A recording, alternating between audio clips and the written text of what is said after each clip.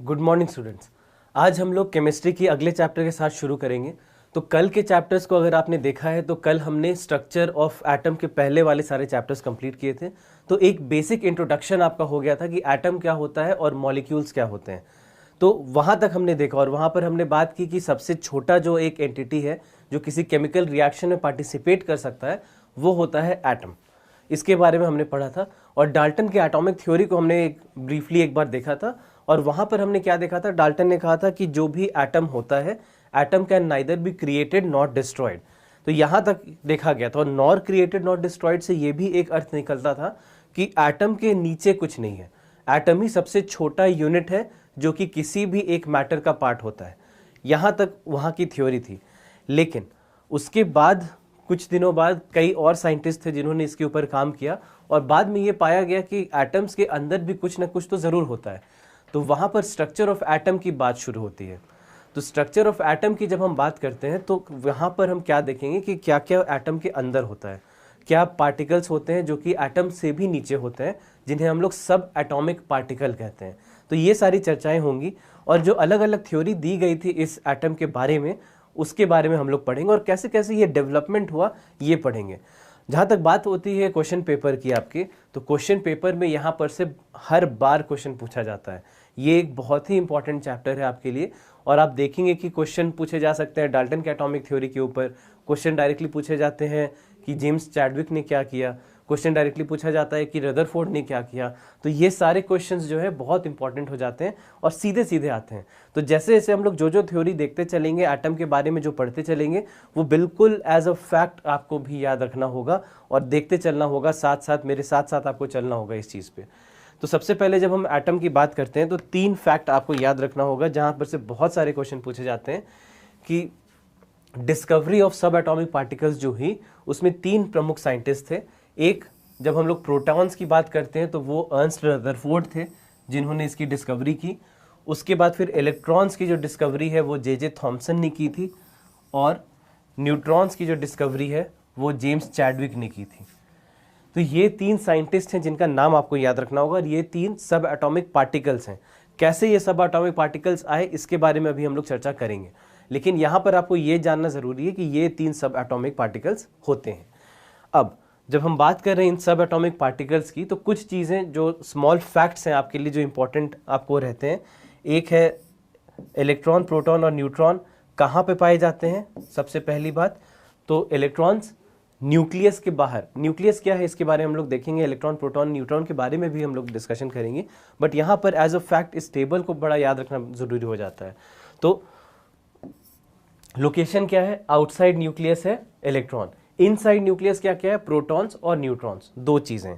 तो न्यूक्लियस के अंदर प्रोटॉन्स और न्यूट्रॉन्स। उसके बाद चार्ज, तो चार्ज देखा गया है इलेक्ट्रॉन और प्रोटॉन पे बराबर होता है। क्या होता है वो चार्ज, 1.602 इंटू 10 पे पावर -19, 1.602 इंटू 10 पे पावर -19। अगर इलेक्ट्रॉन है तो निगेटिव और अगर प्रोटॉन है तो पॉजिटिव। तो 1.602 ये आपको नंबर याद रखना होगा, 1.602 इंटू 10 पे पावर -19 चार्ज होता है एक इलेक्ट्रॉन पर, माइनस साइन के साथ क्योंकि निगेटिवली चार्ज होता है। और इतना ही चार्ज होता है प्रोटॉन के ऊपर भी, लेकिन प्लस साइन के साथ या बिना साइन के भी आप लिख सकते हैं क्योंकि पॉजिटिव है। तो ये 2 चीजें आपको याद रखनी है। न्यूट्रॉन में कोई चार्ज नहीं होता। न्यूट्रॉन, इसीलिए न्यूट्रॉन जो है उसका NEU आपका जो आता है वो इस बात से आता है न्यूट्रॉन का कि वो न्यूट्रल है, तो इसलिए न्यूट्रॉन इसका नाम दिया गया क्योंकि इस पर कोई चार्ज नहीं होता। उसके बाद यूनिट चार्ज की अगर बात करें, मतलब सिंगल चार्ज जो हम डिनोट करते हैं एक इलेक्ट्रॉन को, तो +1 हो जाएगा, यानी 1 प्लस हो जाएगा आपका प्रोटॉन के लिए और 1 माइनस हो जाएगा इलेक्ट्रॉन के लिए। न्यूट्रॉन के लिए फिर से वो 0 का 0 रह जाएगा।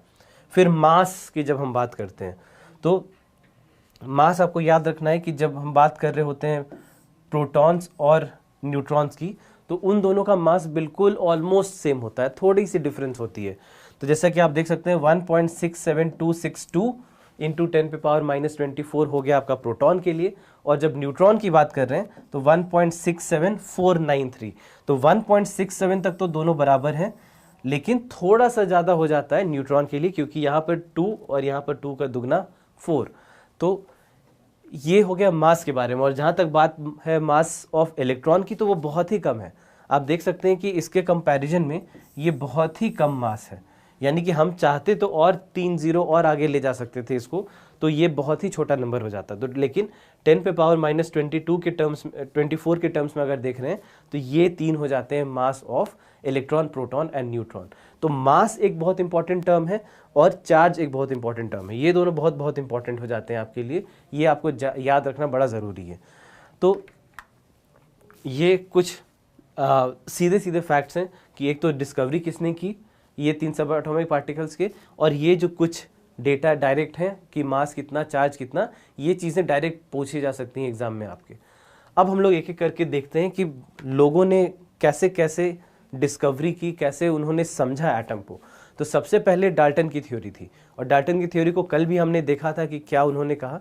तो पहला एक कह सकते हैं आपकी विस्तार में किसी ने अगर थ्योरी दिया तो वो डाल्टन थे। उसके पहले भी थ्योरीज थी।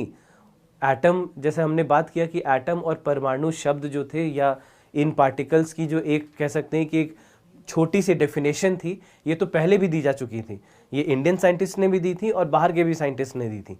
लेकिन एक थ्योरी कि किस तरह से ये एटम होता है, किस तरह से एटम का कार्य होता है, ये सारी चीज़ें बहुत विस्तार में नहीं कही गई थी, और जो भी कही गई थी वो काफ़ी गलत साबित हुई थी बाद में, तो वो हमारे लिए इंपॉर्टेंट नहीं रह जाता है। लेकिन सबसे पहला जो इंपॉर्टेंट थ्योरी है हमारे लिए वो डाल्टन का एटॉमिक थ्योरी होता है। तो डाल्टन ने क्या कहा था कि जो भी मैटर होता है, मैटर छोटे छोटे टाइनी पार्टिकल से बने हुए होते हैं, और इन छोटे पार्टिकल्स को हम लोग कहते हैं एटम। तो ये पहली बात थी जो उन्होंने कही। दूसरा उन्होंने क्या कहा, दूसरा उन्होंने कहा कि जो भी एटम होता है, atoms can neither be created not destroyed. उनके हिसाब से एटम सबसे छोटा एक ऐसा पार्टिकल है जिसे डिस्ट्रॉय नहीं किया जा सकता। मतलब आप मैटर से शुरू करें, आपके पास मान लीजिए 5 किलो किसी एक मिक्सचर का रखा हुआ है, उसको आप अलग करेंगे तो हो सकता है उसमें से एलिमेंट्स निकल के आ जाएंगे, वो छोटा हो गया। उसको अगर तोड़ेंगे तो उसके मॉलिक्यूल्स आपको नज़र आ जाएंगे, उसको हम लोग अगर तोड़ेंगे तो उसके एटम नज़र आ जाएंगे। लेकिन एटम के नीचे नहीं जा सकते। एटम सबसे छोटा एक टाइनी पार्टिकल होगा जो नज़र आएगा इसमें, तो ये उन्होंने कहा था। तो एटम्स आर नेवर फॉर्म्ड और destroyed during a chemical reaction. Atoms जो हैं इनडेस्ट्रक्टेबल होते हैं, neither be created not destroyed. उसके बाद atoms of an element exhibit same nature. एक बहुत इंपॉर्टेंट ये कॉन्सेप्ट यहाँ पर से आ गया कि जब हम एक एलिमेंट के एटम की बात कर रहे हैं तो उनका नेचर हमेशा सेम होगा। यानी आप ऑक्सीजन का एटम चाहे आप यहाँ से लें जहाँ पर से मैं पढ़ा रहा हूँ, चाहे आप उसी ऑक्सीजन को वहाँ से लें जहाँ पर आप बैठे हुए हैं, दोनों जो ऑक्सीजन का एटम होगा दोनों सेम होगा। दोनों के जो प्रॉपर्टीज़ होंगे, दोनों के जो कैरेक्टरिस्टिक्स होंगे, वो सब कुछ सेम होंगे, वो एक ही तरह से बर्ताव करेगा हमेशा। तो ये इन्होंने कहा था अपने एटॉमिक थ्योरी में। उसके बाद फिर atoms of different elements have different nature.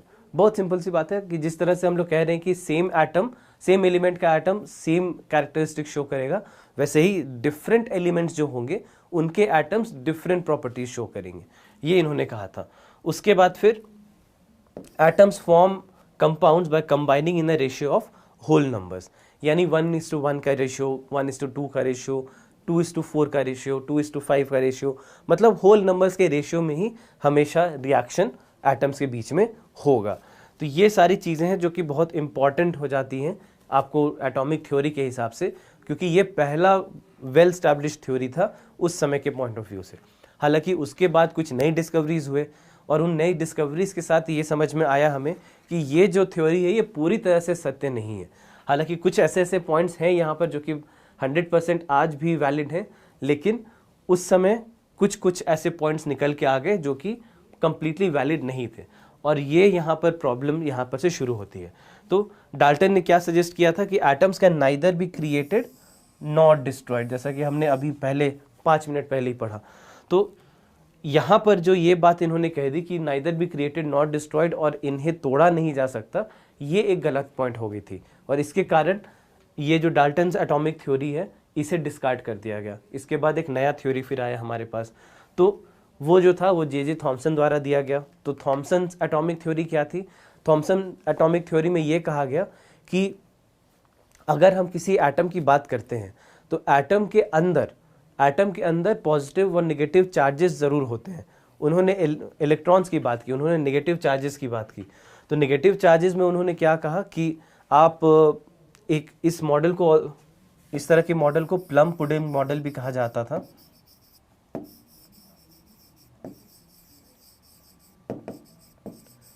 तो इस तरह के मॉडल को प्लम पुडिंग भी कहा जाता था। तो क्यों कहा जाता था? क्योंकि ये जब हम बात करते हैं तो ये बिल्कुल उस तरह का ही दिखता था, जो केक होता है वैसा दिखता था। आप तरबूज की बात कर सकते हैं कि तरबूज में मान लीजिए जिस तरह से बीज होते हैं, तो वो बीज को मान लीजिए आप कि वो इलेक्ट्रॉन्स हैं। तो उस तरह का दिखने वाला इनका मॉडल था कि एक एटम है जिसको अगर आप काट करके देखेंगे तो आपको वो जो बीज हैं तरबूज के, वो उस तरह से नजर आएंगे जैसे इलेक्ट्रॉन चारों तरफ फैले होते हैं किसी एटम के अंदर। तो ये इन्होंने थ्योरी दी थी। तो यहाँ पर क्या हो गया, सबसे पहले तो डाल्टन की जो थ्योरी थी वो गई, क्योंकि उन्होंने कहा था कि जो एटम होता है, एटम के अंदर कुछ नहीं हो सकता, लेकिन इन्होंने ये कहा कि एटम के अंदर है, और एटम के अंदर ये पॉजिटिवली और नेगेटिवली चार्ज पार्टिकल्स हो सकते हैं। तो ये जो तरबूज है, इसे आप कह सकते हैं कि ये पॉजिटिवली चार्ज होता है, लेकिन जो बीज होते हैं वो नेगेटिवली चार्ज होता है। तो इसीलिए डिस्कवरी ऑफ प्रोटॉन यहाँ पर नहीं हुआ, डिस्कवरी ऑफ पॉजिटिव चार्जेस यहाँ पे नहीं हुए। उनके हिसाब से ये पूरा जो स्फीयर ही है यही पॉजिटिवली चार्ज है, और नेगेटिवली चार्ज केवल वो बीज हैं। तो इसलिए यहाँ पर ये डिफरेंस आ जाता है यहाँ पर इनकी थ्योरी में। तो इन्होंने क्या कहा कि atom consist of positively charged sphere in which electrons are embedded. तो जिस तरह से तरबूज और उसके बीज, ठीक है। उसके बाद फिर ये थ्योरी भी डिस्कार्ड हो गई। ये थ्योरी डिस्कार्ड होने का कारण क्या था कि स्फीयर को ही उन्होंने पॉजिटिवली चार्ज बता दिया। लेकिन बाद में एक और बड़ा अच्छा एक्सपेरिमेंट हुआ, और ये रदरफोर्ड का एक्सपेरिमेंट था। तो रदरफोर्ड ने अपने एक्सपेरिमेंट में क्या किया, आपको ये मैं दिखा देता हूँ कि उन्होंने जैसे एक ये एटम लिया। अब जब एटम को इन्होंने लिया तो यहाँ पर उन्होंने गोल्ड फॉइल एक्सपेरिमेंट एक किया था। ये आपको याद रखना होगा कि गोल्ड फॉइल का एक्सपेरिमेंट किया था कि एक थिन गोल्ड फॉइल लेकर के उसके थ्रू अल्फा रेज को पास कराया उन्होंने। तो अब गोल्ड फॉइल क्यों लिया गया? क्योंकि गोल्ड फॉइल को बहुत पतला किया जा सकता है, बहुत थिन गोल्ड फॉइल आप बना सकते हैं, क्योंकि ये इस तरह का मेटल ही होता है। और साथ ही साथ जब हम अल्फा पार्टिकल्स की बात करते हैं तो अल्फा रे कुछ नहीं है, आप बस इतना समझ लीजिए कि ये पॉजिटिवली चार्ज होते हैं, इनके ऊपर पॉजिटिव चार्ज होता है। इतना बस आपको ध्यान रखना होगा कि इनके ऊपर पॉजिटिव चार्ज होता है। तो अब जब हम बात करते हैं इसकी, तो इन्होंने क्या किया कि जब अल्फा पार्टिकल इन्होंने लिया तो इन्होंने ऑब्जर्व ये किया कि ज़्यादातर जो अल्फा पार्टिकल्स हैं इस गोल्ड फॉइल के थ्रू बड़े आसानी से पास कर जा रहे हैं। ज़्यादातर जितने भी ये रेज हैं, अल्फा रेज हैं, ये बहुत आसानी से पास कर जा रहे हैं। लेकिन कुछ ऐसे रेज हैं जिनमें ये इनको नज़र आ रहा है कि इनकी पाथ जो है ये थोड़ी सी बदल जाती है अगर ये एटम के थ्रू पास करते हैं। तो कुछ ऐसे थे, बहुत कम संख्या में कुछ ऐसे रेस थे जो कि जा करके सीधे वापस आ जा रहे थे, वो जा करके सीधे वापस आ जा रहे थे। तो इसका मतलब उन्होंने क्या समझा कि ज़्यादातर क्योंकि आराम से पास कर जा रहा है, और ये क्योंकि पॉजिटिवली चार्ज है, ये जो रेज हैं जिनकी हम बात कर रहे हैं ये क्योंकि पॉजिटिवली चार्ज हैं, तो इसका मतलब क्या हुआ कि ज़्यादातर जो एरिया है यहाँ पर ये निगेटिवली चार्ज होना चाहिए। निगेटिवली चार्ज होने से क्या होगा कि यहाँ पर किसी भी तरह का प्रॉब्लम हम नहीं देखेंगे। लेकिन क्योंकि जैसे जैसे ये सेंटर की तरफ बढ़ रहे थे तो यहाँ पर पाथ में डिफ्लेक्शन इन्होंने देखा, पाथ बदलती हुई देखी, और बिल्कुल जब सेंटर पर थे तो वहाँ पर से जो है ये बिल्कुल वापस ही आ गई रेज।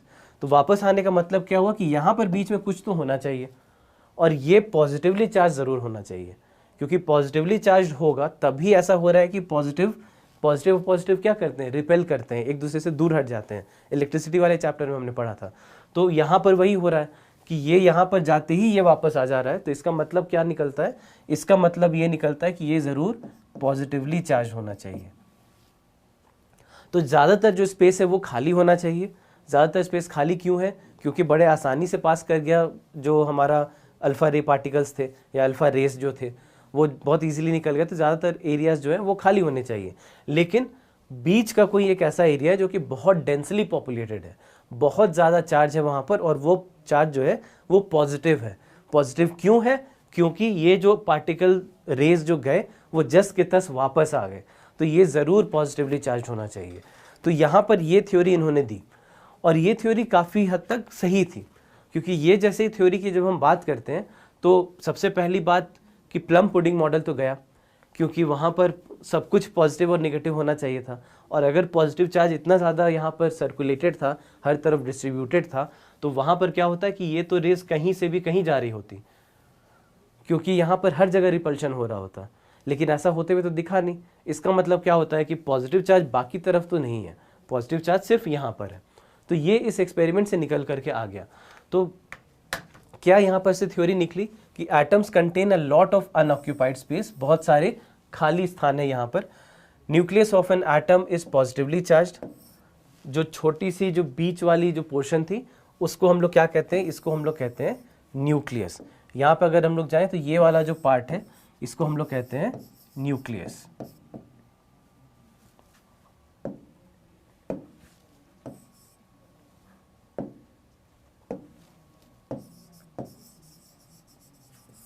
तो ये न्यूक्लियस बीच वाला पार्ट हो जाता है। तो ये यहाँ पर पता चला।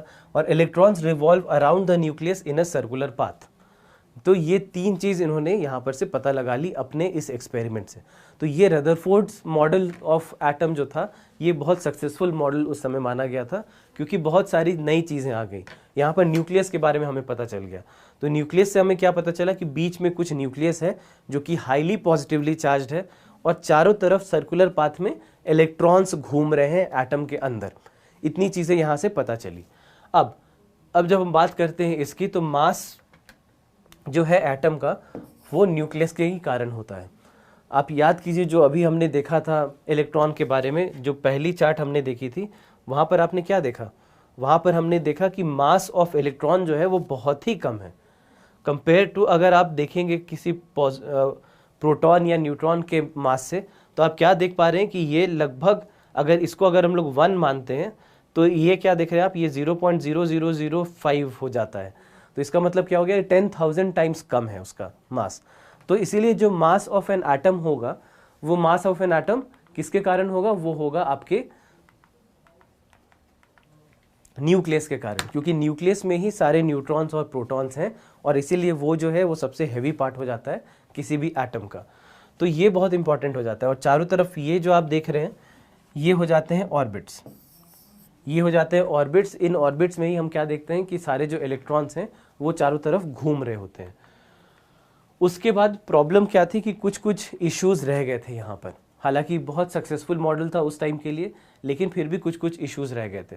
तो सबसे पहले एक बात ये थी कि एटम स्टेबल कैसे है, एटम की स्टेबिलिटी को आप कैसे यहाँ पर एक्सप्लेन कर सकते हैं, ये समझ में नहीं आया। आप पॉजिटिव चार्ज की बात कर रहे हैं, आप नेगेटिव चार्ज की बात कर रहे हैं, आप ये बात कर रहे हैं कि पॉजिटिव चार्ज जो है एक छोटे से, बिल्कुल एक बहुत छोटे से स्पेस में वहाँ पर है। मतलब आप एक नॉर्मल अगर रूम की बात करें तो उस रूम में समझ लीजिए कि पिन के साइज़ का एक न्यूक्लियस होता है। तो इतना अगर डिस्ट्रीब्यूशन है, इतना ज़्यादा पॉजिटिव चार्ज वो छोटे से पिन में है और चारों तरफ इलेक्ट्रॉन्स घूम रहे हैं, तो आखिर ये बैलेंस हो कैसे रहा है और ये स्टेबिलिटी मेंटेन कैसे हो रही है एटम की, ये एक्सप्लेन नहीं हो पाता था यहाँ पर। उसके बाद फिर एक और थ्योरी जो मैक्सवेल की थ्योरी थी, वो ये थी कि अगर किसी भी चार्ज पार्टिकल को हम बात करते हैं सर्कुलर मोशन में घूमते हुए, तो वो रेडिएट करना चाहिए एनर्जी। रेडिएशन के बारे में हमने पढ़ा था कि इलेक्ट्रोमैग्नेटिक वेव्स निकलने चाहिए, एनर्जी उनसे बाहर निकलनी चाहिए। तो यहाँ पर ये थ्योरी कहीं पर भी एनर्जी से रिलेटेड तो थी नहीं, तो एनर्जी यहाँ पर एक्सप्लेनेशन नहीं हो पाया। उसके बाद फिर अगर हम लोग बात करते हैं किसी भी इलेक्ट्रॉन, प्रोटॉन और न्यूट्रॉन के इस सेटअप की, तो यहाँ पर ये दो जो प्रॉब्लम्स थे, इसके कारण ये समझ में नहीं आया कि कैसे एक्सप्लेन किया जाए। और उसके कारण हम लोग देखते क्या है कि इसे भी पूरी तरह से सक्सेसफुल मॉडल नहीं माना जाता है। हालांकि बहुत सारी चीज़ें यहाँ पर एक्सप्लेन हो गई, लेकिन कुछ चीज़ें ऐसी रह गई जिसको कि एक्सप्लेन नहीं किया जा सका। तो वहाँ पर एक और फिर आ जाता है थ्योरी, और वो क्या था? वो था बोर्स मॉडल ऑफ एटम। तो ये था एक नया थ्योरी जो दिया गया था, और इसमें उन चीज़ों को एक्सप्लेन कर दिया गया जो पहले एक्सप्लेन नहीं हो पाई थी। तो ये एक बहुत बड़ा यहाँ पर सिग्निफिकेंट स्टेप लिया गया। तो सबसे पहली बात क्या कि यहाँ पर बोर ने क्या कहा कि जो भी इलेक्ट्रॉन्स होते हैं वो न्यूक्लियस के चारों तरफ रोटेट तो करते रहते हैं, रिवॉल्व तो करते रहते हैं, लेकिन उनकी जो पाथ है वो इस तरह से बैंड्स में होती है, यानी अलग अलग ऑर्बिट हैं और अलग अलग ऑर्बिट में ही ये सारे इलेक्ट्रॉन्स घूमते रहते हैं। और इनके सारे इनको शेल का नाम दिया गया, या तो आप इसे शेल कह सकते हैं या आप इसे ऑर्बिट कह सकते हैं। ज़्यादा जो यूज टर्म है वो शेल है यहाँ पर। तो ये जो ऑर्बिट्स हैं इनको शेल का नाम दिया गया, और इस शेल में इन्होंने कहा कि जितने भी इलेक्ट्रॉन्स होंगे वो इन शेल्स में पाए जाएंगे। तो जैसे शुरुआत इन्होंने की, सबसे अंदर वाला जो शेल होगा उसे हम लोग कहेंगे के शेल, फिर के, फिर एल, फिर एम, फिर एन, फिर ओ, पी, इस तरह से आगे जाना शुरू हो जाएगा। तो ये इन्होंने यहाँ पर डिस्क्राइब कर दिया। तो एक चीज़ जो थी यहाँ पर, इलेक्ट्रॉन्स किस तरह से यहाँ पर अपना, उनका क्या पाथ होता है, कैसे वो घूमते हैं चारों तरफ, ये उन्होंने सजेस्ट कर दिया। और उसके बाद फिर जब बात की इन ऑर्बिट्स की, तो इन्होंने ये कहा कि इलेक्ट्रॉन्स कोई भी एनर्जी यहाँ पर से एमिट नहीं करते, और इन्होंने इस चीज़ को भी एक्सप्लेन कर दिया। तो और साथ ही साथ ये जो थे सारे, ये शेल जो थे, इन शेल को इन्होंने एनर्जी लेवल्स का नाम दिया। तो एनर्जी लेवल्स का मतलब क्या है कि ये एक जब शेल आप ले रहे हैं या एक किसी यहाँ पर एनर्जी लेवल की बात कर रहे हैं, तो एक लेवल में एक तरह की एनर्जी पाई जाएगी। और अगर मान लीजिए कि कोई इलेक्ट्रॉन गेन कर रहा है एनर्जी या लूज कर रहा है एनर्जी, तो उस हिसाब से आप देखेंगे कि उसकी शेल चेंज हो जाएगी।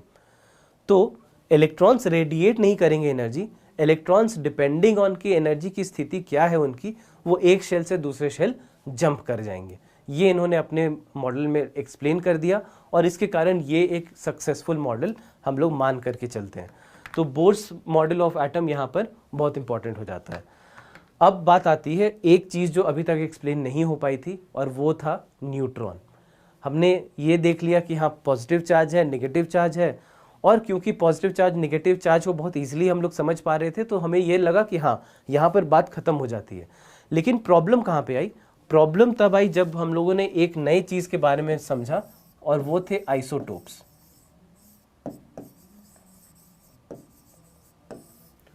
आइसोटोप्स का मतलब क्या होता है? आइसोटोप्स का मतलब ये होता है कि आपकी एलिमेंट सेम है, लेकिन एक ही एलिमेंट का 3 अलग अलग मास देखा गया। जैसे मान लीजिए हाइड्रोजन की हम बात करते हैं, तो हाइड्रोजन जो है देखा गया कि हाइड्रोजन H1 भी है, और एक H2 भी है, और एक H3 भी है, जिसे बाद में ड्यूटेरियम और ट्रीटियम का नाम दिया गया। लेकिन ये 3 देखा गया, हमारे पास हमें 3 तरह के हाइड्रोजन मिल गए। अब बात यह है कि जब तीनों हाइड्रोजन की बात करते हैं, तो तीनों हाइड्रोजन में तो एक इलेक्ट्रॉन और एक प्रोटॉन है। तो जब हम बात करें कि ये न्यूट्रल है, इलेक्ट्रॉन्स और प्रोटॉन्स दोनों यहाँ पर हैं, दोनों की संख्या बराबर है, तो उसके बाद मास में डिफरेंस कहाँ से आ रहा है? तो मास में डिफरेंस कब आएगा? मास में डिफरेंस तब आएगा जब यहाँ पर चार्ज और कोई पार्टिकल, चार्ज पार्टिकल तो हो नहीं सकता, लेकिन कोई ऐसा पार्टिकल ज़रूर है जिसमें चार्ज तो नहीं है बट मास ज़रूर है। तो चार्ज पार्टिकल्स ये नहीं है, लेकिन ये पार्टिकल्स ऐसे हैं जिनमें अपनी मास होती है, तो इनको कहा गया न्यूट्रॉन। न्यूट्रॉन क्यों? क्योंकि न्यूट्रल चार्ज है, ज़ीरो चार्ज है, लेकिन मास है इनमें। तो इनकी डिस्कवरी हुई, और ये डिस्कवरी होने के बाद पता चला कि न्यूक्लियस के अंदर ही ये न्यूट्रॉन्स भी पाए जाते हैं। तो यहाँ पर से फिर एक बहुत नया एक साइंस भी खुल करके आ गया, जिसके बाद जो न्यूक्लियर एनर्जी होती है, न्यूक्लियर एनर्जी के बारे में हमें पता चला, और ये सारे एक्सपेरिमेंट्स होते चले गए उसके बाद। और तो सबसे पहले ये समझ में आया कि ये जो जेम्स चैडविक थे, ये जेम्स चैडविक ने कहा था कि एक और सब एटॉमिक पार्टिकल है जिनकी उन्होंने खोज की, और उन्होंने कहा कि इसमें कोई भी चार्ज नहीं है, लेकिन इसका मास ज़रूर होता है। तो इसीलिए इस पार्टिकल को कहा गया क्या? इस पार्टिकल को कहा गया न्यूट्रॉन। तो इलेक्ट्रॉन्स क्या हैं? इलेक्ट्रॉन्स है जिनमें नेगेटिव चार्ज होती है, प्रोटॉन्स क्या हैं जिनमें पॉजिटिव चार्ज होता है, और न्यूट्रॉन्स क्या हैं जो कि न्यूट्रल होते हैं, कोई भी चार्ज कैरी नहीं करते। तो इस तरह से फिर हम लोगों ने देखा कि इलेक्ट्रॉन्स, प्रोटॉन्स और न्यूट्रॉन्स ये तीनों इस्टेब्लिश हो गए, ऑर्बिट्स इस्टेब्लिश हो गए, शेल इस्टेब्लिश हो गए, इन्हें एनर्जी लेवल कहा गया। और इस एनर्जी लेवल के हिसाब से हमें पता चल जाता है कि कितने इलेक्ट्रॉन्स किस एनर्जी लेवल पे होंगे। तो ये बिल्कुल सिंपल है कि नंबर ऑफ इलेक्ट्रॉन्स जो है प्रेजेंट इन एन ऑर्बिट वो होते हैं 2n²। यानी अगर n की वैल्यू 1 है, यानी k शेल को हम लोग ले रहे हैं, तो इसमें नंबर ऑफ इलेक्ट्रॉन्स कितने होंगे? 2 हो जाएंगे। उसके ऊपर अगर आप जाएंगे तो 8 हो जाएंगे। तो इस तरह से हम लोग देखेंगे कि वो आगे बढ़ता चला जाएगा। Outermost shell can contain at most 8 electrons. 8 electron से ज़्यादा आउटर मोस्ट शेल में नहीं हो सकते हैं, आइदर 2 हो सकता है या फिर 8 हो सकता है। तो ये सारी चीज़ें डिस्ट्रीब्यूशन ऑफ इलेक्ट्रॉन्स के बारे में है। और जो भी इलेक्ट्रॉन्स फिर भरते हैं, जिस तरह से भरना होता है वो भी एक सीक्वेंस में भराते हैं। ऐसा नहीं होगा कि कुछ इलेक्ट्रॉन्स पहले में भराए, कुछ तीसरे में भराया, कुछ दूसरे में भराया, ऐसा नहीं होता है। एक एक करके जैसे जैसे शेल में आप आगे बढ़ेंगे वैसे वैसे देखेंगे कि इलेक्ट्रॉन्स उसमें फिल होते चले जाएंगे। फिर यहाँ पर एक कॉन्सेप्ट और आ जाता है, वो कॉन्सेप्ट है वैलेंसी का। तो वैलेंसी हम लोग किसको कहते हैं? जो electrons existing in the outer most orbit होते हैं उन्हें वैलेंस इलेक्ट्रॉन कहा जाता है। और नंबर ऑफ वैलेंस इलेक्ट्रॉन से हमें पता चलता है कि वैलेंसी क्या होगी किसी भी एक एलिमेंट की। अब ये वैलेंसी क्यों इंपॉर्टेंट है? वैलेंसी से पता चलेगा कि वो किससे रिएक्ट करने वाले हैं।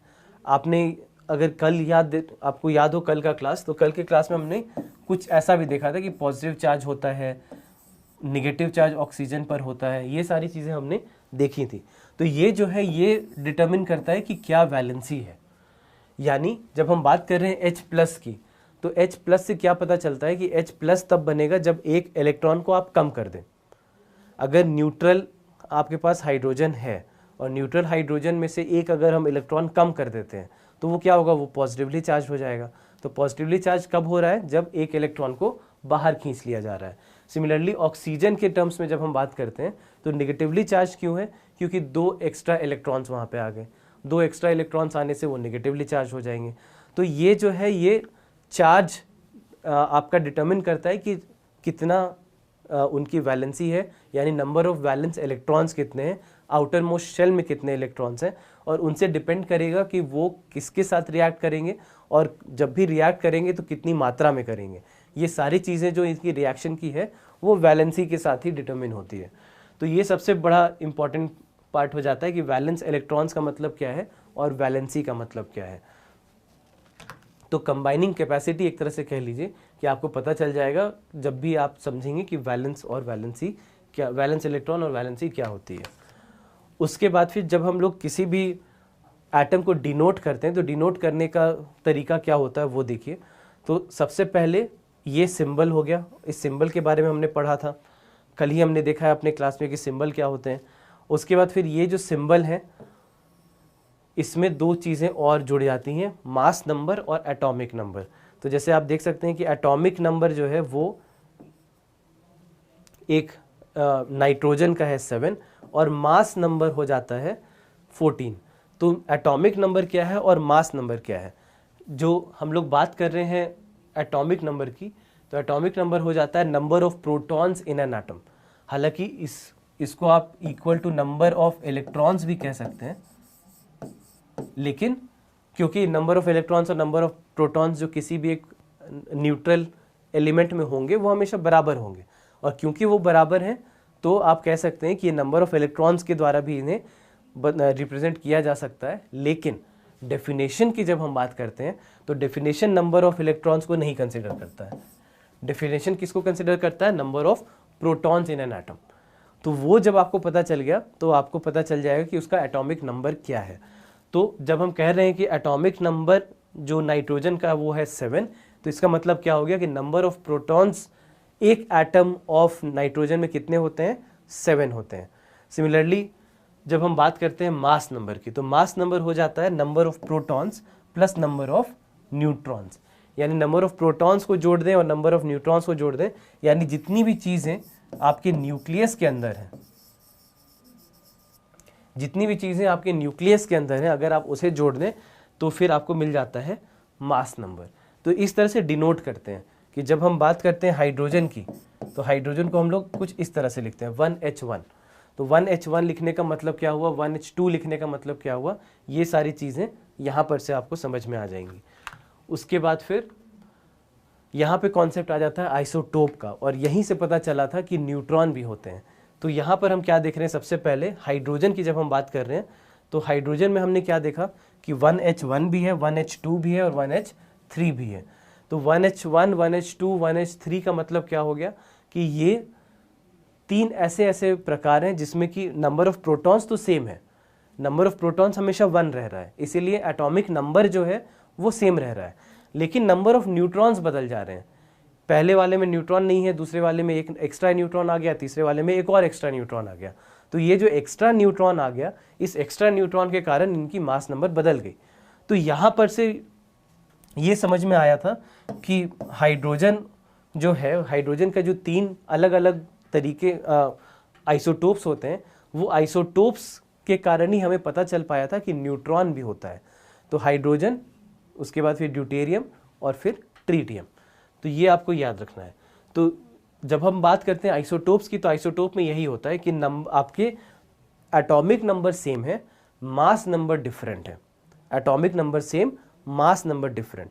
अब एटॉमिक नंबर सेम का मतलब ये भी है कि वो एक ही एलिमेंट की बात हो रही है, एक ही एलिमेंट के अलग अलग फॉर्म्स के बारे में हम लोग चर्चा कर रहे हैं।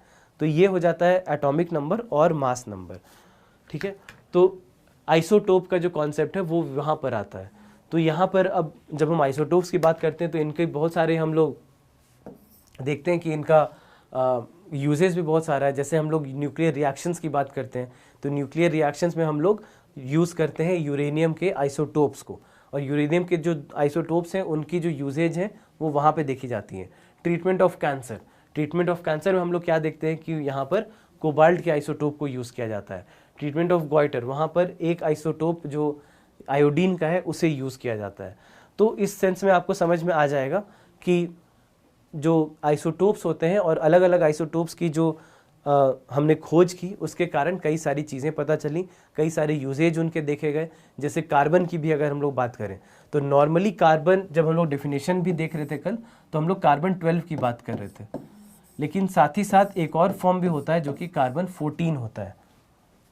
नॉर्मली आप इसे कार्बन को कुछ इस तरह से लिखेंगे, लेकिन एक और फॉर्म होता है जो कि ऐसा होता है। तो ये जो है इसमें ये 14 क्यों हो गया? ये नॉर्मल में तो क्या होता है कि 6 प्रोटॉन्स हैं और प्लस 6 न्यूट्रॉन्स हैं, तो ये 12 हो गया।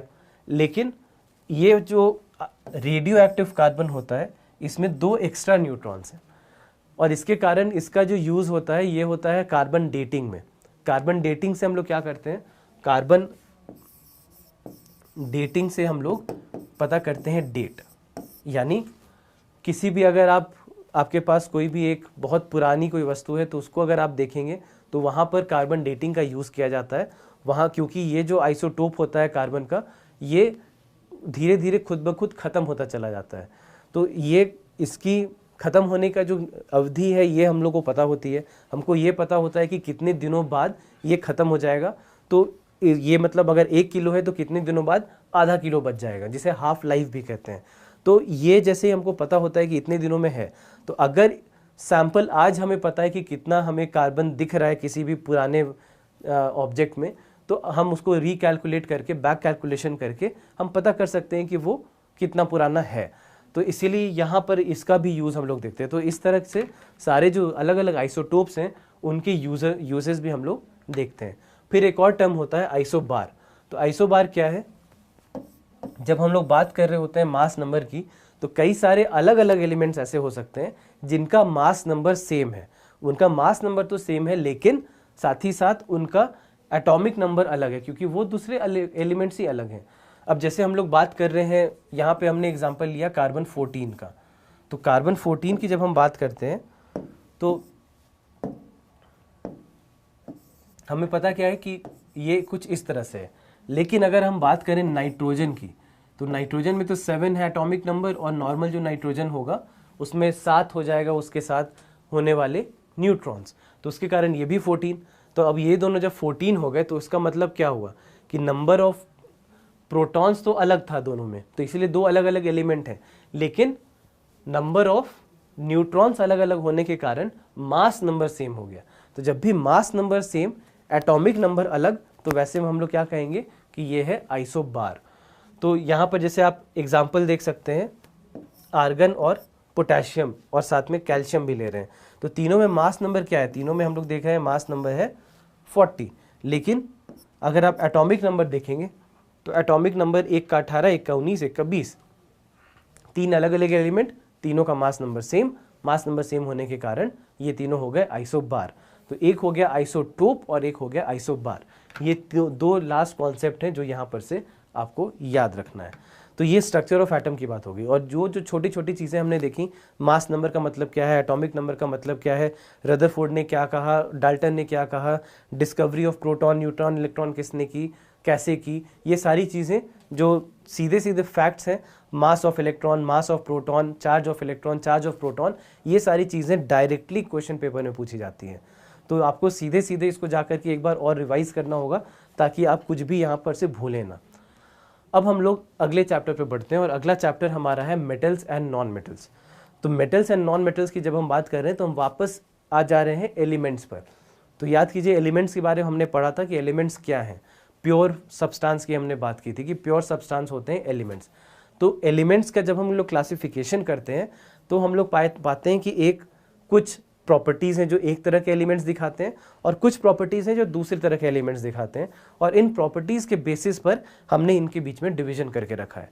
एक जिसे हम लोग कहते हैं मेटल्स और दूसरा जिन्हें हम कहते हैं नॉन मेटल्स। हालांकि एक और भी होता है जिसे हम लोग मेटेलॉइड भी कहते हैं, लेकिन मेटेलॉइड स्ट्रिक्ट टर्म्स में जनरली पाया जाता है कि मेटल से ज़्यादा नज़दीक हो जाते हैं। तो मेटेलॉइड्स के बारे में हम लोग थोड़ा सा डिस्कशन करेंगे, लेकिन मेन जो हमारी डिस्कशन होगी वो मेटल्स और नॉन मेटल्स के बारे में होगी। तो जब हम बात करते हैं मेटल्स एंड नॉन मेटल्स की, तो सबसे पहले मेटल्स किसे कह रहे हैं और नॉन मेटल्स किसे कह रहे हैं। तो कुछ प्रॉपर्टीज़ देखी जाती हैं और प्रॉपर्टीज़ के बेसिस पे हमने देखा है कि बहुत अलग दो प्रॉपर्टीज़ बहुत सारे एलिमेंट्स दिखाते हैं। अब जैसे सबसे पहले अगर लस्टर की बात करें, शाइन यानी चमक की बात करें, तो वैसे में हमने देखा है कि जो कुछ ऐसे एलिमेंट्स होंगे जिनमें आप देखेंगे सरफेस जो है बहुत शाइनी है, और कुछ ऐसे होंगे जिनकी सरफेस जो है वो डल हो जाती है। नॉर्मल कंडीशन से बात करें अगर, तो वैसे में जो भी शाइनिंग है वो मेटल्स होते हैं और जो नहीं है वो नॉन मेटल्स होते हैं। सिर्फ एक एक्सेप्शन यहाँ पे लिया जाता है, आयोडीन, कि आयोडीन नॉन मेटल होते हुए भी एक शाइनी एलिमेंट के तौर पे देखा जाता है। यहाँ से भी क्वेश्चन बनता है, और यहाँ पर जितने भी एक्सेप्शंस हम लोग देखेंगे इस चैप्टर में, वहाँ पर से आप पाएंगे कि बहुत सारे क्वेश्चन पास्ट में पूछे जा चुके हैं। तो इसीलिए ये सारे पार्ट्स को आपको याद रखना होगा कि which of the following non metals has a shiny surface, और फिर 4 ऑप्शन आपको दे दिए जाएंगे, उसका सही आंसर क्या है वो आपको याद रखना होगा। उसके बाद फिर हार्डनेस। तो जनरली देखा जाता है कि मेटल्स जो हैं वो काफ़ी हार्ड होते हैं, लेकिन कुछ इनमें में एक्सेप्शंस हैं। जैसे आप सबसे जो शुरुआत वाले पीरियड्स की अगर हम बात करें, शुरुआत वाले कॉलम्स की अगर हम बात करेंगे, तो वहाँ पर हम क्या पाते हैं कि सोडियम, लिथियम, पोटेशियम, ये सारे क्या हैं, ये काफ़ी सॉफ्ट होते हैं। लेकिन बाद में आप जैसे जैसे देखेंगे बाकी सारे नॉर्मली जितने सारे मेटल्स हैं वो सारे आप पाएंगे कि वो बहुत हार्ड होते हैं। तो हार्डनेस के बेसिस पे अगर हम लोग देखें तो मेटल्स हार्ड होंगे, लेकिन नॉन मेटल्स जनरली सॉफ्ट होंगे। यहाँ पे भी एक्सेप्शन है। एक्सेप्शन क्या है? डायमंड। और डायमंड ऐसा एक्सेप्शन है जो कि हार्डेस्ट नोन सब्सटेंस है। मतलब बाकी सारे नॉन मेटल्स जो हैं वो तो सॉफ्ट हैं, वो बहुत ईजिली उनको तोड़ा जा सकता है, लेकिन साथ ही साथ यहाँ पर आपका डायमंड भी है, और ये डायमंड क्या है? Hardest known substance, non metal होते हुए। डायमंड क्या है? डायमंड बस कार्बन है और कुछ नहीं है। कार्बन क्या है? नॉन मेटल है, लेकिन ये हार्डेस्ट सब्सटेंस भी है। उसके बाद फिर स्टेट की बात करें तो नॉर्मली सॉलिड होंगे मेटल, लेकिन जब हम बात करते हैं नॉन मेटल्स की तो ये सॉलिड्स भी होते हैं, ये गैशियस भी होते हैं। एक्सेप्शन दोनों में क्या है? सबसे पहले एक्सेप्शन है मर्क्यूरी इन सॉलिड। मर्क्यूरी क्या है? लिक्विड है। और ब्रोमीन है एक्सेप्शन आपके नॉन मेटल्स में, वो भी लिक्विड है।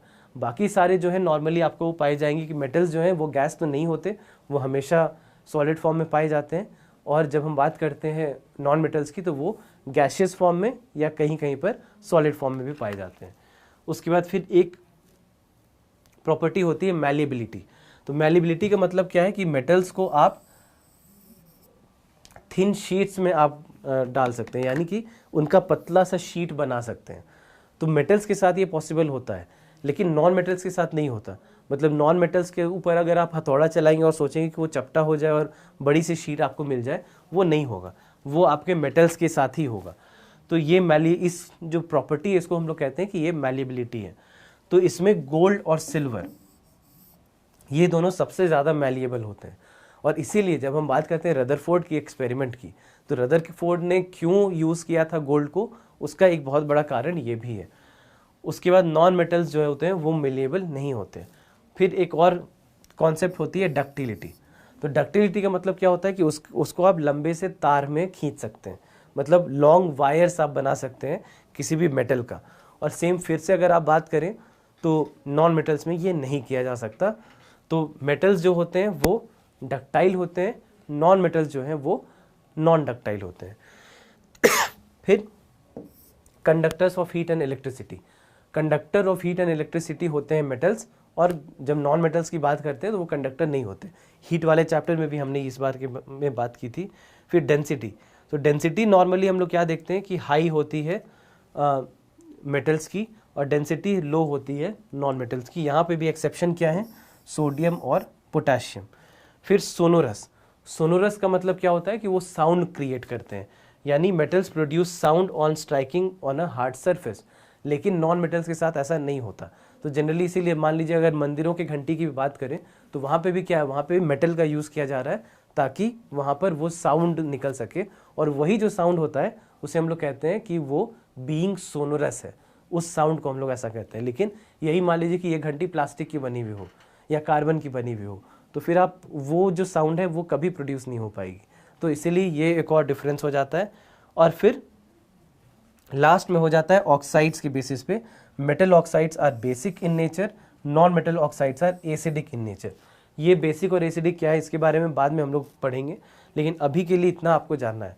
तो ये जो है मेटल्स और नॉन मेटल्स, ये डिफ्रेंसिएशन जो है ये सीधे सीधे आपको बताता है कि कौन सा मेटल है और कौन सा नॉन मेटल है।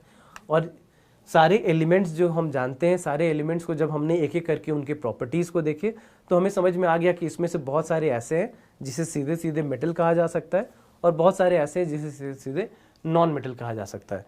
तो वो सारे फिजिकल प्रॉपर्टीज़ हो जाती हैं। अब कुछ केमिकल प्रॉपर्टीज़ भी जानना ज़रूरी है। जब हम बात करते हैं केमिकल प्रॉपर्टीज़ ऑफ मेटल्स की, तो उनका जो रिएक्शन होता है अलग अलग एलिमेंट्स के साथ, उसमें क्या होता है ये जानते हैं, और ये भी सीधे सीधे पूछा जाता है आपके क्वेश्चन पेपर में। Reaction of metal with air, air के साथ जब रिएक्ट करेगा तो क्या होगा, तो मेटल जब ऑक्सीजन के साथ रिएक्ट करेगा तो मेटल ऑक्साइड बनाएगा। तो मेटल्स प्लस O2 बना क्या रहा है, मेटल ऑक्साइड। तो ये सारे आपके एग्जाम्पल हैं कि कॉपर ऑक्साइड बन गया, एल्यूमिनियम ऑक्साइड हो गया, मैग्नीशियम ऑक्साइड हो गया। तो ये सारे एग्जाम्पल्स हैं कि हवा के साथ रिएक्ट करने पे उसका ऑक्साइड बन जाता है। उसके बाद जब हम बात करते हैं अलग अलग सारे एलिमेंट्स के बारे में जो हम जानते हैं, सबसे पहले जो कुछ एलिमेंट्स होते हैं जैसे सोडियम, पोटेशियम वगैरह, तो ये बहुत हाईली रिएक्टिव होते हैं। ये जब ऑक्सीजन के साथ रिएक्ट करेंगे, यानी आप उन्हें अगर हवा में छोड़ दें, खुले हवा में, तो इनमें आग लग जाती है। क्यों? क्योंकि ये बहुत तेज़ी से रिएक्ट करते हैं, और बहुत तेज़ी से रिएक्ट करने के साथ इनमें आग लग जाती है। तो नॉर्मली क्या होता है कि इन्हें केरोसिन जैसे किसी पदार्थ में इन्हें स्टोर किया जाता है, इन्हें हवा में नहीं छोड़ा जाता।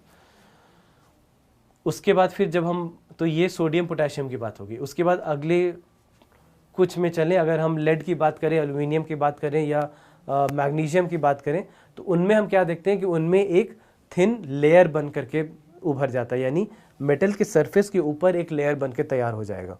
तो ये देखा जाता है इन सारे मेटल्स में। उसके बाद फिर जब हम बात करते हैं आयरन की, तो आयरन की बात जब हम करते हैं तो आयरन के ऊपर आप क्या देखते हैं कि एक हमारा कॉन्सेप्ट होता है कोरोजन का, जिसके बारे में आगे हम लोग चर्चा करेंगे कि कोरोजन क्या है। तो उसमें क्या होगा कि वो एक लेयर से वो भी बन जाएंगे और वहाँ पर आयरन ऑक्साइड बनना शुरू हो जाएगा। लेकिन आयरन फिलिंग्स की अगर हम बात करें तो वो बर्न कर जाते हैं विगरसली, अगर उनको हीट किया जाता है तब। फिर कॉपर की अगर बात करें तो कॉपर में भी कॉपर ऑक्साइड बन जाता है, ब्लैक कलर का नज़र आता है। फिर गोल्ड और सिल्वर, गोल्ड और ये AU जो है, ये AU गोल्ड के लिए सिंबल होता है, और AG जो है ये सिल्वर का सिंबल होता है। तो गोल्ड और सिल्वर की जब हम बात करें तो ये ऑक्सीजन के साथ रिएक्ट नहीं करते। तो वैल्यू जो गोल्ड और सिल्वर की होती है वो इसी बात से तो होती है कि आप उन्हें ज्वेलरी क्यों बनाना आपने शुरू किया, क्योंकि ये रिएक्ट ही नहीं करते, और इनमें क्योंकि ऑक्सीजन के साथ रिएक्ट नहीं करेंगे तो बहुत सालों तक इनमें सारी जो प्रॉपर्टीज़ होती हैं मेटल वाली वो बरकरार रहती हैं, इनका जो शाइन होता है वो बरकरार रहता है, और इसलिए ये जो, और इनका कलर तो जो मैग्निफिसेंट है सो है ही, तो उसके कारण ये ज्वेलरी हमारे लिए बन जाती हैं। तो नहीं रिएक्ट करती हैं, ये ऐसे मेटल्स होते हैं। तो ये सारा जो है आपको याद रखना होगा कि इस तरह से हम लोग देखते हैं कि मेटल्स के जो ऑक्साइड्स के साथ रिएक्शन होते हैं। नॉर्मली बस इतना याद रखना है, metal plus oxide metal oxide बन जाएगा। लेकिन अलग अलग तरह से हम लोग देखते हैं कि सारा जो ऑक्साइड ही है, ये ऑक्साइड्स का ही ट्रीटमेंट बड़ा अलग हो जाता है। तो उसके बाद एक और कॉन्सेप्ट हो जाता है एम्फोटेरिक ऑक्साइड का, यानी जो भी ऐसे ऑक्साइड होते हैं या जो भी ऐसे मेटल होते हैं जो एसिड के साथ और बेस के साथ दोनों के साथ ही रिएक्ट करते हो, वैसे को हम कहते हैं एम्फोटेरिक ऑक्साइड। इसीलिए एम्फ यूज़ हो रहा है, एम्फो इसीलिए यूज़ हो रहा है। जब भी एम्फ यूज़ होता है तो ये मतलब हो जाता है दो। जैसे मान लीजिए एम्फीबियन, आप कहते हैं कि फ्रॉग यानी मेढक क्या है, वो एम्फीबियन है। एम्फीबियन क्यों है? क्योंकि पानी में भी रह सकता है, ज़मीन में भी रह सकता है, तो एम्फ यूज़ होता है वहाँ पर। तो एम्फोटेरिक ऑक्साइड जब हम बोल रहे हैं तो वो ऐसा ऑक्साइड है जो कि एसिड और बेस दोनों के साथ रिएक्ट कर सकता है। लेकिन जब आप नॉर्मली बात करते हैं तो हम लोग क्या देखते हैं कि मेटल ऑक्साइड जो होते हैं वो बेसिक हो जाते हैं नेचर में। तो अगर सम अप करना हो तो कुछ इस तरह से हम लोग देख सकते हैं कि जब बात करते हैं मेटल के साथ रिएक्शन की, तो वाटर की हम लोग जब बात कर रहे हैं तो सबसे पहले सोडियम, पोटेशियम, कैल्शियम वगैरह जो है वो कोल्ड वाटर के साथ रिएक्ट करते हैं। नॉर्मली बाकी जो नॉर्मल वाटर है उसके साथ रिएक्ट नहीं करेंगे, हॉट वाटर के साथ बहुत विगरस उनका रिएक्शन हो जाता है। उसके बाद फिर जब हम बात करते हैं एल्यूमिनियम, आयरन, जिंक वगैरह की, तो स्टीम के साथ वो रिएक्ट करते हैं। फिर जब हम बात करते हैं बाकी सारे की, यानी जो हमारे इनर्ट मेटल्स होते हैं, इनर्ट मेटल्स मतलब जो ज़्यादा रिएक्ट नहीं करते, तो इसीलिए ऑक्सीजन के साथ भी हमने देखा कि ये रिएक्ट नहीं कर रहे थे, पानी के साथ भी रिएक्ट नहीं करेंगे। तो ऐसे में हो जाता है लेड, कॉपर और सिल्वर, गोल्ड वगैरह। और उसके बाद फिर जब बात करते हैं कैल्शियम, मैग्नीशियम की, तो कैल्शियम मैग्नीशियम थोड़ा सा अलग रिएक्शन होता है। जैसा कि आप देख सकते हैं कि they float as bubbles of hydrogen and hydrogen sticks to their surface. तो ये सीधा सीधा रिएक्शन हो गया मेटल के साथ पानी का रिएक्शन किस तरह से होता है। तो कुछ ये सारे एग्जांपल्स आप देख सकते हैं। तो रिएक्शन आपको याद रखना ज़रूरी नहीं है, आपको बस ये याद रखना है कि जिसके साथ रिएक्ट किया, रिएक्ट करने के बाद प्रोडक्ट क्या बन रहा है, इतना बस आपको याद रखना है। उसके बाद फिर रिएक्शन विथ एसिड। तो एसिड के साथ जब ये रिएक्ट करते हैं तो क्या होता है, तो अगर हम लोग देखें सबसे पहले दो तरह के एसिड हम लोग देख रहे हैं, एक डाइल्यूट एसिड और एक कॉन्सेंट्रेटेड एसिड। तो डाइल्यूट एसिड वो होता है जिसमें एसिड कम है और उसमें सॉल्वेंट ज़्यादा है, यानी उसमें हो सकता है कि पानी की मात्रा बहुत अधिक है और जो एसिड है कॉन्सेंट्रेटेड एसिड उसकी मात्रा बहुत कम है। तो वैसे में हम लोग क्या कहते हैं, इसे डाइल्यूट एसिड कहते हैं। तो डाइल्यूट एसिड जब मेटल के साथ मिलता है तो फिर सॉल्ट हम बनते हुए देखते हैं और हाइड्रोजन जो है ये बाहर आ जाता है इस रिएक्शन से। और इसमें जब हम इन मेटल्स की बात करें तो ये ऐसे मेटल्स होते हैं जो कि एसिड के साथ रिएक्ट ही नहीं करते, तो ये इनर्ट मेटल्स इसीलिए कई बार इन्हें कहा जाता है।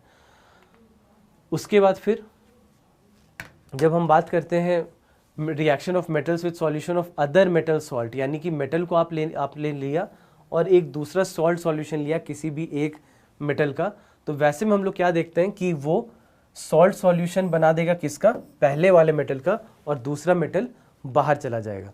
इसे हम लोग डिस्प्लेसमेंट रिएक्शन भी कहते हैं। More reactive metals will replace less reactive metals from their salt solution. कि मोर रिएक्टिव जो मेटल है उनको अगर आप किसी लेस रिएक्टिव मेटल के सॉल्ट सॉल्यूशन से मिलाएंगे तो मोर रिएक्टिव मेटल जो है वो अपना सॉल्ट सॉल्यूशन बना करके जो लेस रिएक्टिव मेटल है उसको अलग कर देगा।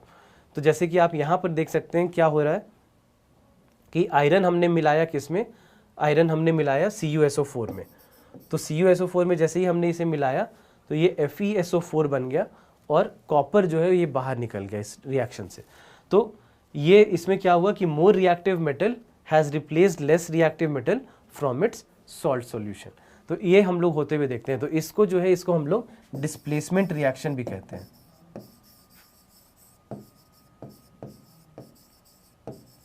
इसे हम लोग कहते हैं क्या, इसे हम लोग कहते हैं डिस्प्लेसमेंट रिएक्शन।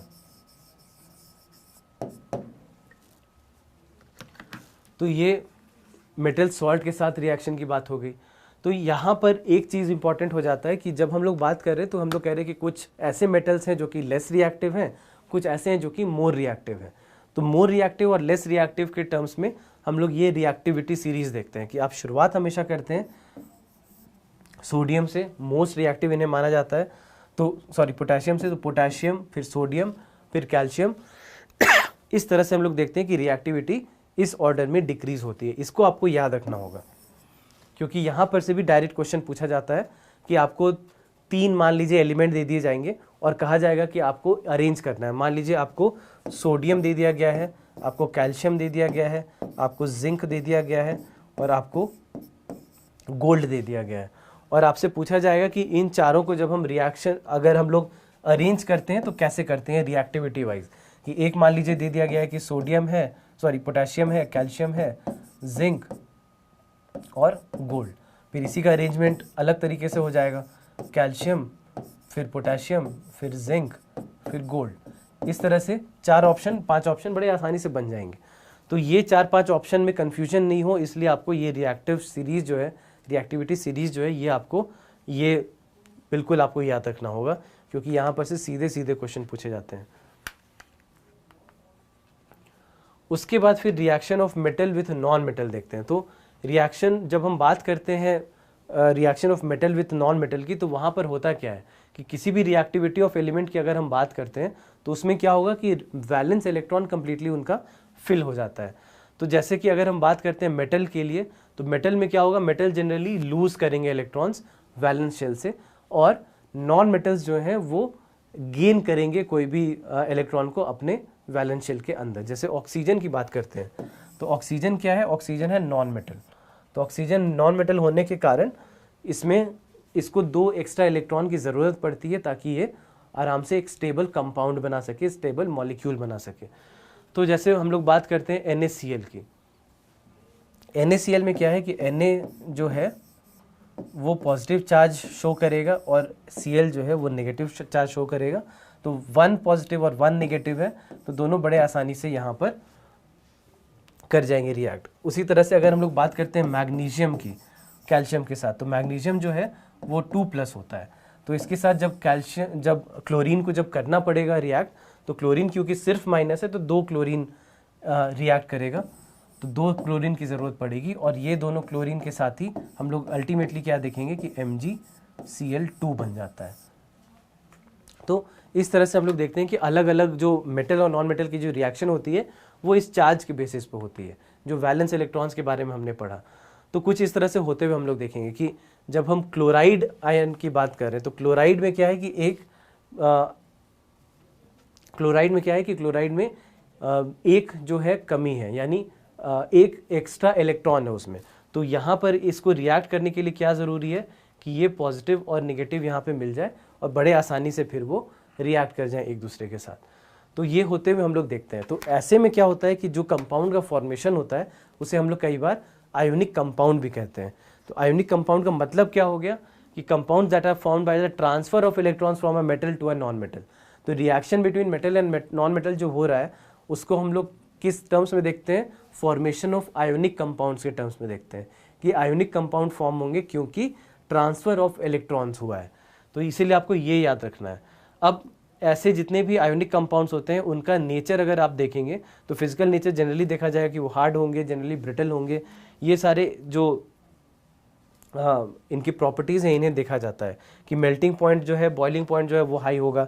सॉल्युबिलिटी जो है तो जनरली हम लोग देखेंगे कि वाटर में सॉल्युबल होंगे, लेकिन अलग अलग तरह के अगर सॉल्वेंट की बात करें, केरोसिन, पेट्रोल वगैरह की बात करें तो उसमें वो सॉल्युबल नहीं देखे जाते। उसके बाद फिर कंडक्शन अगर हम लोग देखें तो कंडक्शन ऑफ इलेक्ट्रिसिटी ज़रूर होता है जब हम लोग बात करते हैं। अगर ये लोग स्पेशली अगर मोल्टन सॉल्यूशन की बात कर रहे हैं तो होता है, लेकिन अगर इनका सॉलिड स्टेट है तो वैसे में ये कंडक्टर्स नहीं होते हैं। तो ये कुछ प्रॉपर्टीज़ हैं आयोनिक कंपाउंड की। उसके बाद मेटल्स के बारे में एक और चीज़ जो हमें जाननी है वो है एक्सट्रैक्शन ऑफ मेटल। तो एक्सट्रैक्शन ऑफ मेटल जब हम बात करते हैं तो जनरली ज़्यादातर जो मेटल्स हैं वो हमारे अर्थ के क्रस्ट में पाए जाते हैं, वहाँ पर वो एक मिनरल के फॉर्म में पाए जाते हैं। तो मिनरल्स जो होते हैं उनके फॉर्म में इन्हें पाया जाता है। तो एलिमेंट्स और compounds which occur naturally in the earth crust are called as minerals. और यहाँ पर एक और कॉन्सेप्ट हो जाता है ओर्स का। तो ओर्स में क्या होता, ओर्स का मतलब क्या होता है कि मिनरल जितने पाए जाते हैं, मिनरल हमेशा बहुत सारी चीज़ों के साथ पाए जाते हैं, उनमें बहुत सारी इम्प्योरिटीज़ भी होती हैं। तो इन सबको जब आप एक साथ लेकर के चलते हैं मिनरल के साथ, तो वैसे में हम इनको कहते हैं ओर। तो सबसे पहले हम लोग क्या करते हैं, ओर से सबसे पहले एनरिचमेंट ऑफ ओर किया जाता है, एक्सट्रैक्शन ऑफ मेटल होता है और फिर रिफाइनिंग ऑफ मेटल होता है। तो ये पूरा प्रोसेस होता है जो फॉलो किया जाता है कि सबसे पहले हमारे पास है ओर। इस ओर में से क्या हो रहा है कि मेटल 3 तरह के हम लोग देखते हैं। एक नॉर्मल एक मेटल होता है जो कि हाई रिएक्टिविटी वाला होता है, एक जिसमें कि ठीक ठाक रिएक्टिविटी होती है, और एक जिसमें लो रिएक्टिविटी होती है। तो लो रिएक्टिविटी वाले को जनरली आप क्या कहते हैं कि सल्फाइड ओर्स के साथ देखते हैं हम लोग, रोस्टिंग का प्रोसेस यूज़ किया जाता है, फिर मेटल निकलेगा और उसकी रिफाइनिंग की जाएगी। जो हाई रिएक्टिविटी वाले हैं उसको इलेक्ट्रोलिसिस हम लोग करके वहाँ पर से प्योर मेटल हम लोग निकालते हैं। और जो मीडियम रिएक्टिविटी वाले हैं उसमें कार्बोनेट ओर हो सकते हैं, सल्फाइड ओर हो सकते हैं।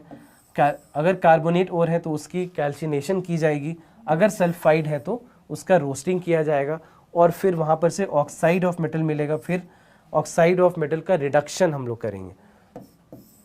ये एक और टर्म आपके पास आ गया, रिडक्शन। रिडक्शन का मतलब ये होता है कि आप ऑक्सीजन को हटा रहे हैं। दो टर्म्स होते हैं, एक जिसे हम लोग कहते हैं ऑक्सीडेशन, एक टर्म हो जाता है आपके लिए ऑक्सीडेशन, और दूसरा टर्म हो जाता है रिडक्शन। सो ऑक्सीडेशन मतलब ऑक्सीजन का एडिशन हो रहा है, और रिडक्शन का मतलब हो जाता है कि ऑक्सीजन को रिमूव कर रहे हैं। तो यहाँ पे पहले मेटल ऑक्साइड बना, उसमें से रिडक्शन उसका करके ऑक्सीजन उसमें से हटा दिया गया, ताकि हमारे पास अब मेटल जो है वो तैयार हो जाए। तो यहाँ पर कुछ जो टॉपिक्स हम लोग देख रहे हैं, वो टर्म्स जो देख रहे हैं उसे समझना ज़रूरी है कि रोस्टिंग का मतलब क्या है, कैल्सिनेशन का मतलब क्या है, और रिडक्शन क्या होता है। तो सबसे पहले रिडक्शन तो हमने समझ लिया कि रिडक्शन में क्या हो रहा है, कि रिडक्शन में हम लोग ये देख रहे हैं कि ऑक्सीजन जो है उसे हटा दिया जाएगा, यानी ऑक्सीजन को रिमूव कर दिया जाएगा। बाकी जो टर्म्स हैं, जैसे रोस्टिंग के बारे में हमने पढ़ा, तो रोस्टिंग क्या है, sulphide ores are converted into oxides by heating strongly in the presence of excess air. ये आपको याद रखना है कि एक्सेस एयर के प्रेजेंस में हम लोग क्या कर रहे हैं कि ऑक्साइड्स का जो कन्वर्जन है वो हम लोग कर रहे हैं, यानी सल्फाइड को ऑक्साइड में कन्वर्ट कर रहे हैं। तो इस प्रोसेस को हम लोग कहते हैं रोस्टिंग। तो जैसे ये हमारे पास जिंक सल्फाइड है, इसका ऑक्सीडेशन हुआ, उससे क्या हुआ, हमारे पास हम देख रहे हैं कि जिंक का ऑक्साइड बन करके तैयार हो गया, सल्फर डाइऑक्साइड गैस जो है वो अलग हो गया। तो वापस अगर जाए तो ये होते हुए हम लोग देख रहे हैं, तो यही रोस्टिंग हुआ कि यहाँ पर से सल्फाइड अलग हो गया और हमारे पास ऑक्साइड ऑफ मेटल मिल गया। तो ये वाला जो प्रोसेस है इसको हम लोग कहते हैं रोस्टिंग। उसके बाद फिर हो जाता है कैल्सिनेशन। तो कैल्सिनेशन कार्बोनेट ओर्स के लिए यूज़ कर रहे हैं। कार्बोनेट यूज़ के उसमें क्या कर रहे हैं हम लोग कि लिमिटेड एयर ले रहे हैं। याद कीजिए, रोस्टिंग में एक्सेस ऑफ एयर, कैल्सिनेशन में लिमिटेड अमाउंट ऑफ एयर। तो लिमिटेड अमाउंट ऑफ एयर में हम लोग क्या कर रहे हैं कि यहाँ पर जो कार्बोनेट था हमारे पास, वो उस कार्बोनेट में हमने ऑक्सीजन ऐड किया, और उस ऑक्सीजन के एडिशन के साथ हमने देखा कि मेरे पास फिर से मेटल ऑक्साइड बन करके तैयार हो गया। वापस चलते हैं वहीं पर, कार्बोनेट ओर्स, कैल्सिनेशन किया गया इसका, कैल्सिनेशन करने से ऑक्साइड ऑफ मेटल मिल गया हमें, क्योंकि कार्बोनेट जो था वो अब अलग हो गया। उसके बाद फिर है रिडक्शन। तो रिडक्शन का मतलब क्या है, ऑक्सीजन को हटाना। हालांकि दूसरे भी डेफिनेशन होते हैं रिडक्शन के, लेकिन यहाँ इस कॉन्टेक्स्ट में ऑक्सीडेशन और रिडक्शन क्या है ये समझना है। तो रिडक्शन का मतलब हो गया सिंपली कि ऑक्सीजन को हम लोग हटा दे रहे हैं। तो ऑक्सीजन हटाने का मतलब क्या हुआ कि जैसे अगर आप ये देख लें, तो यहाँ पर जिंक ऑक्साइड में हमने कार्बन यूज़ किया, तो फिर जिंक अलग हो गया, और ऑक्सीजन जो था, ऑक्सीजन ने कार्बन के साथ रिएक्ट कर लिया, और यहाँ पर हमारे पास ये रिडक्शन रिएक्शन हो गया, और प्योर मेटल जो हमें चाहिए था वो प्योर मेटल मिल करके तैयार हो गया। तो ये बहुत इंपॉर्टेंट हो जाता है समझना कि ये कॉन्सेप्ट क्या है, कैल्सिनेशन क्या है, रोस्टिंग क्या है, और रिडक्शन क्या है। ये तीन कॉन्सेप्ट हैं जो कि बड़े इंपॉर्टेंट हो जाते हैं आपके लिए। तो रिफाइनिंग जो है, एक और जो मेथड, जो दूसरा मेथड था वो क्या था, इलेक्ट्रोलिसिस, जो हाईली रिएक्टिव मेटल होते हैं। तो उसमें हम लोग क्या देख रहे हैं कि कैथोड और एनोड रेज हम लोग ले रहे हैं, मतलब कैथोड और एनोड हम लोग ले करके उसमें फिर हम लोग देखते हैं कि जो भी इम्प्योरिटी है वो अलग हो जाती है, और अंत में हमारे पास मेटल मिल जाता है। यानी एनोड में हम लोग इम्प्योर कॉपर डालते हैं, ये जो है ये हमारा क्या है, ये इम्प्योर कॉपर है। फिर जब कैथोड की बात करते हैं तो कैथोड में स्ट्रिप ऑफ प्योर कॉपर हम लोग डालते हैं, और जो इलेक्ट्रोलाइट होता है वो सॉल्यूशन होता है एसिडिफाइड कॉपर सल्फेट का। तो ये तीन चीज़ें यहाँ पर होती हैं, और जैसे जैसे आप करंट को पास करते हैं इलेक्ट्रोलाइट के थ्रू, वहाँ पर फिर क्या होता है कि जो इम्प्योर मेटल होता है, इम्प्योर मेटल जो एनोड के साइड है वो डिसॉल्व कर जाता है इलेक्ट्रोलाइट में, और उसके बाद फिर equivalent amount of pure metal from the electrolyte is deposited in the cathode. तो इस तरह से हम लोग देखते हैं कि यहाँ पर हम लोग जो मेटल है उसका एक्सट्रैक्शन हम लोग कर पाते हैं। लास्ट एक कॉन्सेप्ट जो यहाँ पर है वो है कॉन्सेप्ट ऑफ कोरोजन।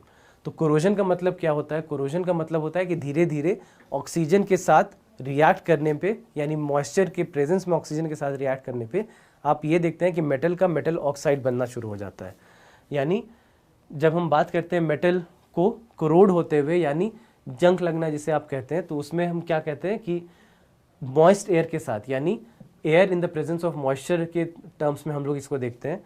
तो वैसे में धीरे धीरे मेटल ऑक्साइड में चेंज होने लग जाता है और इसलिए इसको करोजन ऑफ मेटल कहते हैं। तो जैसे सिल्वर जो है वो ब्लैक हो जाता है जब बहुत देर तक एयर के साथ रिएक्ट करता है। कॉपर जो है, copper carbon dioxide in the air के साथ मिल करके ग्रीन कलर का कॉपर कार्बोनेट बना देता है। आयरन के बारे में आपको पता ही है, आयरन के बारे में हमें रस्ट के बारे में पता है, जंग जो लग जाने की बात करते हैं हम लोग, तो वो क्या है, उसमें आयरन जो है वो एक्सपोज टू मॉइस्ट एयर जब होता है तो ब्राउन कलर होते हुए आप देखते हैं कि चेंज हो जाता है। तो वो क्या है, वो आयरन ऑक्साइड में चेंज हो गया। तो ये जो कोरोजन है इसका प्रिवेंशन बहुत ज़रूरी है, अदरवाइज सारे जो मेटल से ख़राब होने लग जाएंगे। तो बहुत सारे मेथड्स होते हैं इनके, जैसे बहुत सिंपल सा मेथड एक हो जाता है पेंटिंग, कि जब आप पेंट करते हैं किसी भी मेटल सरफेस को, तो पेंट करने से क्या हो रहा है, पेंट करने से ये हो रहा है कि ऑक्सीजन की सप्लाई को आपने काट दिया, क्योंकि अब वो मेटल और हवा के बीच में एक लेयर ऑफ पेंट आ गया, और उस लेयर ऑफ पेंट के होने के कारण अब यहाँ पर आगे हमारे लिए वो होता नहीं दिखेगा, कोरोजन होता नहीं दिखेगा। तो बहुत सारे मेथड हो सकते हैं, पेंटिंग है, ऑयलिंग है, ग्रीजिंग है, गैल्वेनाइजेशन है, बहुत इंपॉर्टेंट कॉन्सेप्ट है ये, अलॉयज़ है। तो अब गैल्वेनाइजेशन में क्या करते हैं कि गैल्वेनाइजेशन में जो भी मान लीजिए स्टील या आयरन के जो भी वस्तु हैं उनको हम लोग एक थिन लेयर ऑफ जिंक से कोट कर देते हैं। जिंक भी मेटल है लेकिन जिंक के साथ रिएक्शन होगा और ये काफ़ी देर तक ये चलता है, और इसलिए गैल्वेनाइजेशन करने से अंदर की जो सरफेस है वो बची रह जाती है। उसके बाद फिर एक और कॉन्सेप्ट हो जाता है अलॉय का। तो अलॉय क्या है, याद कीजिए हमने मिक्सचर की बात की थी और मिक्सचर में भी हमने कुछ अलॉय देखे थे, स्टील की बात की थी। तो ये अलॉयज़ क्या होते हैं कि एक मिक्सचर हम लोग ऐसा बनाते हैं जिससे कि प्रिवेंशन ऑफ कोरोजन किया जा सके। जैसे हम लोग आयरन की बात कर रहे हैं और स्टील की बात कर रहे हैं, तो आयरन में क्या है, आयरन अगर सिर्फ जस का तस छोड़ दिया जाए तो वो हवा के साथ रिएक्ट करेगा, मॉइस्चर के साथ रिएक्ट करेगा, और रिएक्ट करते के साथ ही वो फिर कोरोजन उसमें हो जाएगा, रस्ट का फॉर्मेशन हो जाएगा और वो धीरे धीरे ख़राब होने लग जाएगा। लेकिन जब आप उसको स्टील में कन्वर्ट कर देते हैं तो स्टील में तो कोरोजन होते हम लोग देखते नहीं। क्यों नहीं होता कोरोजन? क्योंकि एक अलॉय हमने ऐसा बना दिया जो कि अब रिएक्ट नहीं करेगा हवा के साथ। तो अलॉयज़ बनाना भी एक बहुत इंपॉर्टेंट कॉन्सेप्ट हो जाता है यहाँ पर, हालांकि वो है क्या, वो मिक्सचर है। तो आयरन के बारे में जब हम लोग बात करते हैं तो स्टील है, फिर ब्रास हमारे पास है, ब्रॉन्ज है, सोल्डर है, एमलगम है, ये सारे आपके एग्जाम्पल्स हो जाते हैं अलॉयज़ के। तो ये आपको अलॉयज़ क्या होते हैं, अलॉयज़ का ये जो एग्जाम्पल है, स्पेशली ये जो कुछ एग्जाम्पल्स हैं ये बड़े इंपॉर्टेंट एग्जाम्पल है आपके, क्योंकि ये सारे एग्जाम्पल्स डायरेक्टली एग्जाम में पूछे जा चुके हैं।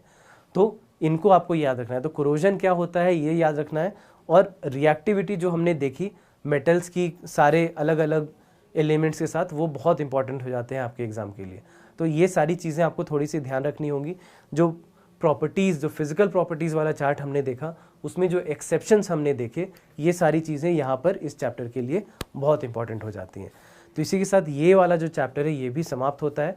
अब आगे कल की क्लास में हम लोग एक जो और छोटा सा कॉन्सेप्ट बच गया है केमिस्ट्री में वो देखेंगे, और उसके बाद बायोलॉजी के जितने चैप्टर्स हैं उनको हम लोग शुरुआत कल कर लेंगे कल की क्लास में। तो इसी के साथ आज का जो ये सेशन है मैं यहीं पे समाप्त करता हूँ। Thank you very much for joining.